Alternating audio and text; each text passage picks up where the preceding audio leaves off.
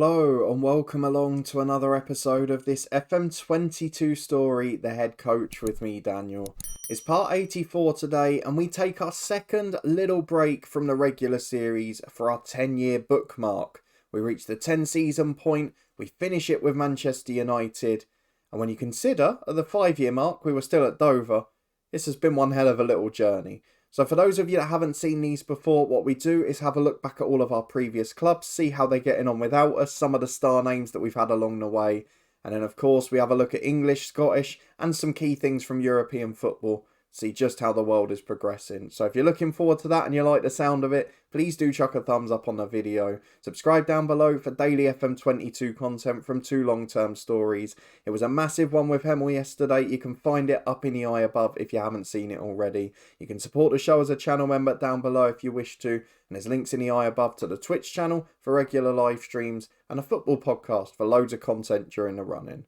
But let's get cracking with a look back at our former clubs, because we were here at the end of season 5 as a manager that had just won the National League with Dover Athletic. And now, at the 10-year mark, having won nothing in between, in terms of league titles anyway, we are back with Manchester United winning a Premier League title. And you can correct me in the comments if I'm wrong. I think this might be the earliest we've done it. I'm not sure where it compared with Spurs last year. But this is an absolutely incredible effort. So let's go to the profile and we'll work our way back through the clubs. First thing to note, we're now a 4-star manager with a Continental B licence on 115 grand a week and with the security of 2 more years on our contract. We've done a fabulous job here. I'm pretty sure our stats are going to look remarkable now. I know we've had some difficult times along the way, but if we have a look overall, we've had 6 club manager jobs.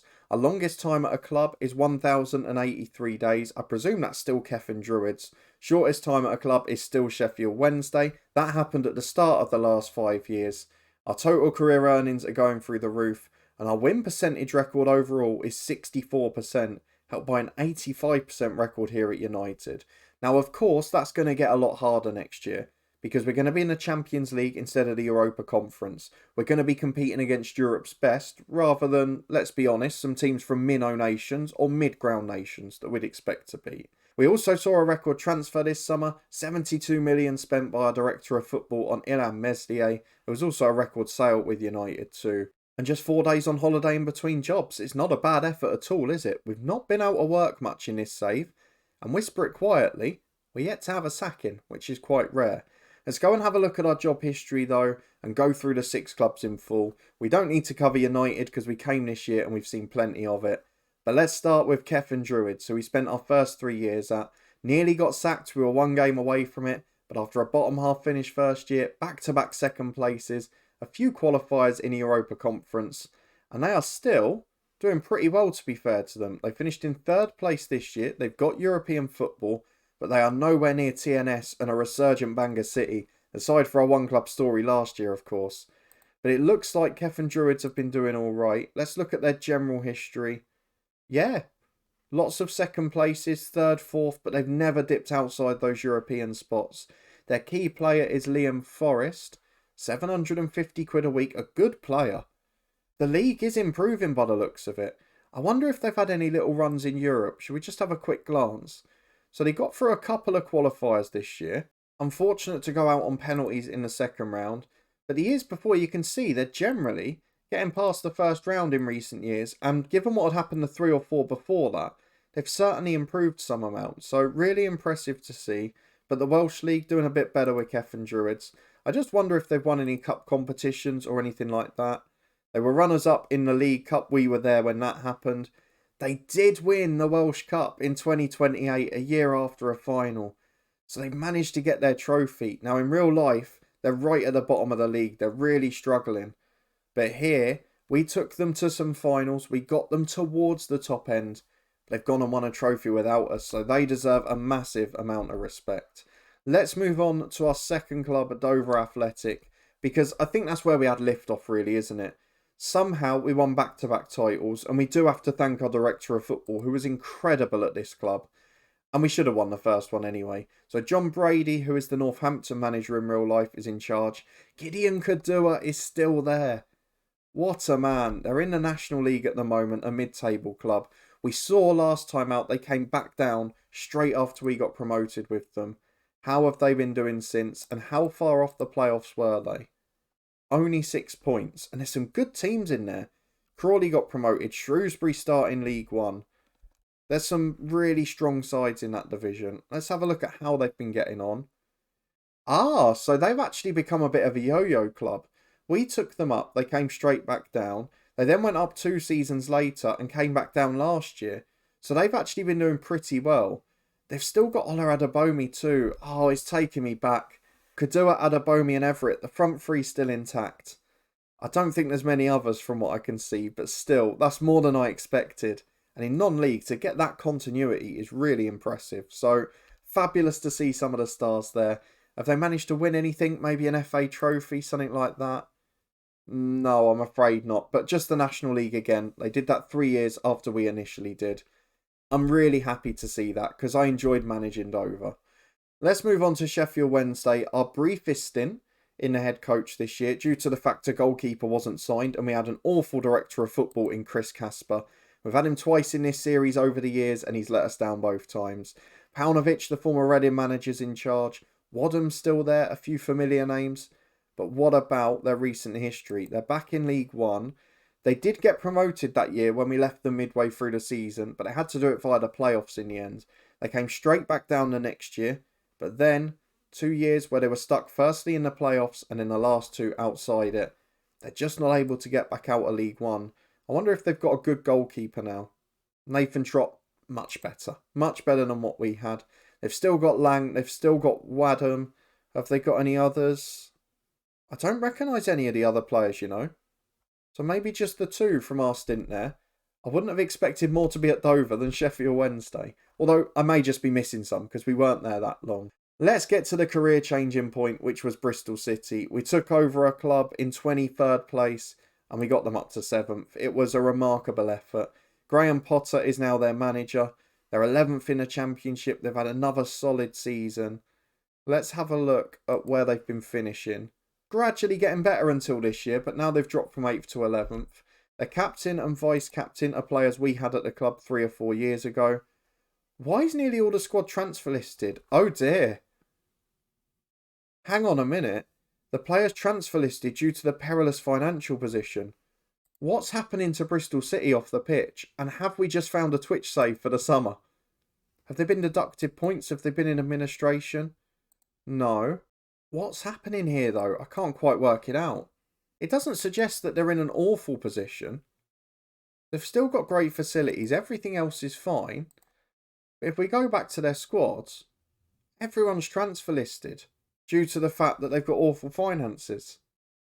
That's such a shame because they've still got a lot of those players there. The likes of Muller, Williams and Amos well into their 30s now. Sam Greenwood, Max Thompson still there.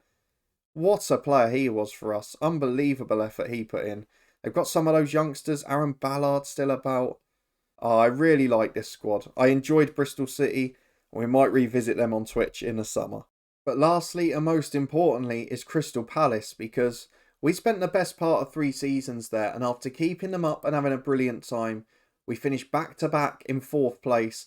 Niko Kovac swapped jobs with us last summer. He's ruined them since. But the reason this was our big breakout is because we managed, as well as getting Champions League football for the first ever time, to win the League Cup. And Crystal Palace, to be fair to them, they were runners-up in the FA Cup this year, so Kovac did take them on a big run. But probably the side that took us to the elite level. They have lost a few of those players already, and it's an ageing squad where the board hasn't really been given the money that we made from Champions League football. So now they've fallen out of Europe again. I'd imagine not winning that FA Cup final is going to cost them their squad over the next couple of years. So they're the clubs that we've managed, some fond memories from all of them. Great to see some of the stars still at the likes of Dover and Bristol City, albeit they seem to be in a financial mess. But what a career path it's been, from what was quite a slow and frustrating first few years where we nearly lost our job with Cefn Druids, where we were stuck in non-league football and had to move to England to reignite our career. We've just gone from strength to strength. Winning the National League with Dover was essential. The turnaround at Bristol City was key. And how we got that Palace job and landed on our feet when we were mid-table with Bristol City early in the season. It revolutionised the save. And now we're looking to go ahead and win things. We won a Champions League before the end of this save. and I want an FA Cup because I love the competition. But now we're going to go and have a look at English and Scottish football, go through the pyramids, look at the cup competitions, and see who have been the big winners and losers over the years in all the competitions. And we start, of course, with the Premier Division, a league we know well because we've been managing here for a few years. It was very tight at the bottom. Brentford and Watford going down, Sheffield United just surviving. At the top, of course, we've got our first title when City's dominance. They put up a pretty pathetic attempt at defending their regular titles. And we had a look a couple of episodes at the goals conceded, which is just astonishing by all the clubs at this level. Everton, despite finishing 16th, did win the League Cup, largely thanks to us as well. And they are going to be in Europe next year at the place of the likes of West Ham, Newcastle, Wolves and Crystal Palace, our former club. So the Premier League doesn't really see any massive shocks. Let's move down to the Championship. We saw about the financial peril that may affect Bristol City in the future. Forest Green had found their way up, but they have now been relegated. Other than that, no massive shocks. I mean, it's just the bottom two, isn't it, that started in League Two, Forest Green and Colchester. My club, Luton Town, survived by a point at the expense of QPR. And otherwise, I wouldn't say there's any great shocks in there. Into League One, Blackpool, Millwall and Swindon promoted. So Swindon up 2 divisions from the start. Going down, no massive surprises. Again, they're all sort of League One or League Two clubs at the start of the save. Are there any that started in non-league about here? I don't think so. Just Chesterfield and Southend, but they're 2 of the bigger clubs in the National League. So nothing that's too mind-blowing. Let's move down to League Two. We have got Notts County beating Accrington in the playoff final. Northampton, Barnet and Rochdale up. So Barnet have recovered up to League One. Wow. Hang on a minute. Just behind my head here. Birmingham relegated to non-league. That's big. It's got to be financial, surely. What's going on there? There's nothing to suggest financial troubles. What's happened to them? Were they many leagues below last time out? No, look at that. So the end of the 5th season when we did the last bookmark, they must have just got relegated from the Championship. And that is not the type of graph you want to see, going diagonally downwards towards the National League. There's another candidate for a Twitch save there. Wow, that was not what I expected today. What's the wage bill like? Tiny. No. There's got to be something going on financially here because that is a tiny bill. They're still at St Andrews paying over £1 million a year in rent. They've lost all of their facilities. Birmingham out of the Football League. That is a big candidate. A big candidate for a club that might go bust. What's going on? How many points did they get? 44. 10 wins in 46 games. That's going to eclipse anything else we see in this save. Don't you worry. I can't see any other major shocks in the division. Scunthorpe the other side to drop out. In the National League, any other big surprises? We said Shrewsbury, who started in League One. Otherwise, I wouldn't say anything hugely massive. Obviously, Tranmere, a slight surprise. Harrogate maybe being at the bottom end, but nothing that's going to blow your mind again. Into the North and South, give us a major shock. I don't think you're topping Birmingham. Oldham, stuck in the National League North, struggling. Just about reached the playoffs this year, but didn't do anything with it. And then into the South, anyone from the Football League? Doesn't look like it at the moment. Let's carry on going to the cup competitions. The FA Cup has been won by all the big boys. Liverpool, Chelsea and Manchester City sharing it out. We'll be hoping to break that dominance next year. Into the League Cup, Everton won it this season. Palace 2 years ago when I was in charge.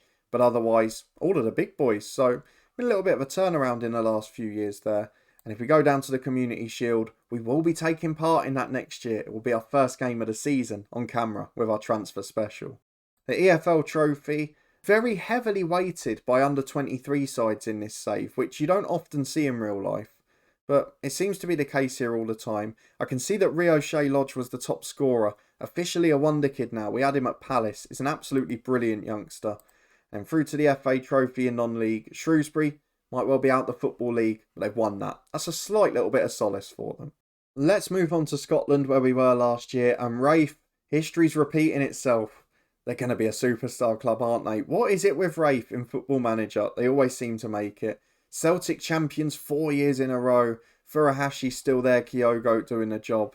Rangers had won it a few in a row before that. So 5 in a row for Rangers, then 4 in a row for Celtic. Strange little patterns that we're witnessing there. and they have moved up in the pyramid, but not as much as usual. And I guess that's just the thing with the other leagues being loaded, isn't it? Let's move down to the Scottish Championship. Dundee, our former head coach club last year, lost to Wraith. But aside from that, there's no massive shocks, I wouldn't say. St Mirren back up to the top tier. Dundee United struggling in the Championship, which you maybe wouldn't expect. In League 1, I wouldn't say anything huge again there. And in League 2, not really. I will have to look for one of our regulars, for Stirling Albion, because I don't think that they are in the pyramid at the moment. Stirling Albion, out of the pyramid, I'm afraid. It has not gone well for them. And Brechin, our club from FM21, not able to have the same success this year. Still outside the playable leagues. Let's carry on to the Scottish Cup, which was won by Hibs against Celtic. But other than that, it had been old firm dominance in recent years. Although only one for Celtic over the past decade. Onto Europe, we don't really need to see the Welsh League because we saw TNS still dominant, Bangor second, and then Cefn Druids up there with them. Bayern Munich have won it this year. So 2 years in a row without an English side. Prior to that, City had dominated, Arsenal won, Barca won, and Bayern won again. But they seem to be making a comeback now. And that's the competition we're going to be in next year. So it'll be interesting to see how we compete. In the Europa League, we have got RB Leipzig in an all-German final. One for Chelsea the year before, but German dominance largely. Got 2 for Leipzig, 1 for Bayer Leverkusen. Sevilla always winning it, of course. But then Chelsea, Arsenal, Liverpool, Spurs. But the last 5 years, maybe the English dominance has just dried up in some of the European competitions. And maybe that's related to those ageing squads. Of course, we won the Europa Conference this year. Spoiler, if you haven't checked that out. Lille, West Ham, Spurs and Shakhtar. English dominance in the last 5 seasons. And the European Super Cup, that is Chelsea's. They beat PSG at the start of the season. But before that, it had gone abroad 3 years in a row. So the English club's not having quite the same success. Maybe it's just going through a little transition period. Doesn't bode well for us in a Champions League next year. Let's have a quick look at the European Championships and World Cups as well, because that's potentially a future route for us as an international manager. So England won the 22 and 26 World Cup. Talk about being overpowered. But France won it in 2030 to put things right. Beat Norway in the final, who I guess I shouldn't be that surprised, should I? Because they've got Ødegaard, they've got Erling Haaland. Even people like Christopher Ajer are very solid defensively, so they've got a strong squad. Sander Berge always becomes great in FM. Let's go and have a look at the European Championships as well. Final one, and then we'll do the Nations League. So Italy won it 3 times in a row. England are going to be hosting it next year. Italy the dominant force though. Let's go and finish off with the Nations League. I wonder why Italy haven't been able to compete in the World Cup. That does seem a little bit unusual. Let's go and find it the easier way because it's always got a weird name in here, hasn't it? We go to the schedule and we can find European League. There it is. Wow. Italy the first one and then all England. 4 in a row. I think England might be a tad overpowered here. I'm trying to think of our Manchester United squad at the moment. Rashford obviously is still going, as was Sancho. There's not many young English stars in the squad, is there? So it seems a little bit odd that they've done so well, but England on the world stage, Italy the European stage. A repeat of the last Euros final, those two have been dominating world football. But let me know in the comments what you think of that. If we missed anything during that look back, let me know what it was. On a quick Manchester United front, the finances seem to have been fixed by something at the end of the year. But if you did enjoy this episode, please do chuck a thumbs up on it. Let me know the main story for you of the last 5 years, both in our career and in a footballing world. We'll keep an eye on what happens with Bristol City, but Birmingham, down into non-league. We're looking for a new Twitch save in the next month or 2. I think we're going to see a little bit over there from that one. If you want to stay up to date with this one though, a transfer special to come in a couple of days' time, as well as some big action in a big year from the Hemel save. Please do subscribe down below and turn that notification bell on. You can find the option to support as a channel member down there if you wish to. But a massive thank you for your incredible support. There's links to other playlists, the Twitch channel and the football podcast in the eye above. And we'll be back in 2 days' time for the Community Shield and for a transfer special with Manchester United. Will the Director of Football deliver? Or will we continue with an ageing squad? See you there to find out.